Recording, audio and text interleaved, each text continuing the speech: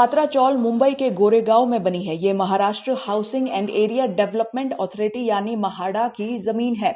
इसमें 1034 करोड़ का घोटाला होने का आरोप है। जिस जमीन पर ये फ्लैट डेवलप होने थे उसका एरिया 47 एकड़ था। गुरु आशीष कंस्ट्रक्शन ने महाडा को धोखे में रख बिना फ्लैट बनाए ही ये जमीन 9 बिल्डरों को बेच दी। इसमें उसे 902 करोड़ रुपए मिले। बाद में गलत तरीके से कमाए इन पैसों का एक हिस्सा अपने करीबी सहयोगियों को ट्रांसफर कर दिया। आरोप है कि रियल एस्टेट कारोबारी प्रवीण रावत ने पात्रा चौल में रह रहे लोगों से धोखा किया। एक कंस्ट्रक्शन कंपनी को इस भूखंड पर 3000 फ्लैट बनाने का काम मिला था। इनमें से 672 फ्लैट पहले से यहां रहने वालों को देने थे, बाकी महाड़ा और उक्त कंपनियों को दिए जाने थे। लेकिन 2011 में इस जमीन के कुछ हिस्सों को दूसरे बिल्डरों को बेच दिया गया। 2020 में कोरोना काल के दौरान महाराष्ट्र में पीएमसी बैंक घोटाले सामने आए थे। जब इस घोटाले की जांच हो रही थी तभी प्रवीण रावत की कंस्ट्रक्शन कंपनी का नाम सामने आया था। इसी दौरान पता चला कि बिल्डर प्रवीण रावत की पत्नी माधुरी के बैंक खाते से संजय राउत की पत्नी वर्षा के खाते में 55 लाख रुपए भेजे गए थे। ईडी की टीम इसी बात की जांच कर रही है कि यह ट्रांजैक्शन क्यों किया गया।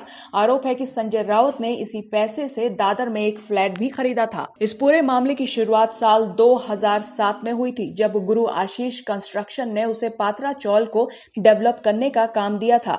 गुरु आशीष कंस्ट्रक्शन एचडीआईएल की सिस्टर कंपनी है। कंपनी को वहां रहने वाले लोगों को 672 फ्लैट बनाकर देने थे और करीब 3000 फ्लैट महाड़ा को देने थे। ये पूरी जमीन 47 एकड़ की थी। आरोप है कि गुरु आशीष कंस्ट्रक्शन ने वहां किसी भी तरह का कोई डेवलपमेंट वर्क नहीं किया और ना ही महाड़ा को फ्लैट दिया, बल्कि वो पूरी जमीन और एफएसआई 8 बिल्डरों को 1034 करोड़ रुपए में बेच दी। इस मामले में ईडी ने संजय राउत के करीबी प्रवीण रावत को गिरफ्तार किया, जिसके बाद संजय राउत का नाम भी इस मामले में सामने आया। जिस एचडीआईएल ने ये दोनों घोटाले किए थे उसके डायरेक्टर प्रवीण रावत, सारंग बधावन, राकेश बधावन है। प्रवीण रावत और सारंग को 2020 में प्रवर्तन निदेशालय ने गिरफ्तार किया था और इन दोनों से पूछताछ में संजय राउत का नाम सामने आया था। प्रवीण रावत शिवसेना सांसद संजय राउत के दोस्त हैं।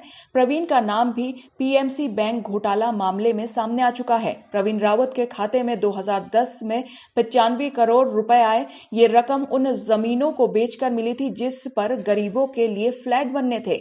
इस मामले में सुजीत पटकार का भी नाम सामने आया था। ईडी ने सुजीत के घर पर भी छापेमारी की थी। सुजीत संजय के बेटी की एक फार्म में पार्टनर है।